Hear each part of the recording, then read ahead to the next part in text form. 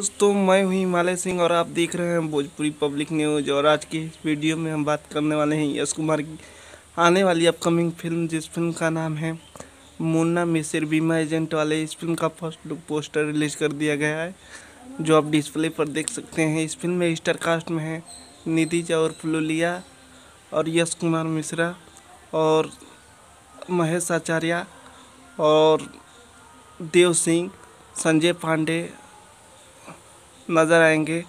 और इस फिल्म का फर्स्ट लुक पोस्टर रिलीज कर दिया गया है और इस फिल्म का ट्रेलर भी म्यूजिक के ऑफिशियली यूट्यूब चैनल पर आएगा। तो आप लोग तैयार हो जाइए यश कुमार की फिल्म मुन्ना मिसिर बीमा एजेंट वाले का ट्रेलर देखने के लिए। बहुत जल्द आप लोगों के बीच आएगा।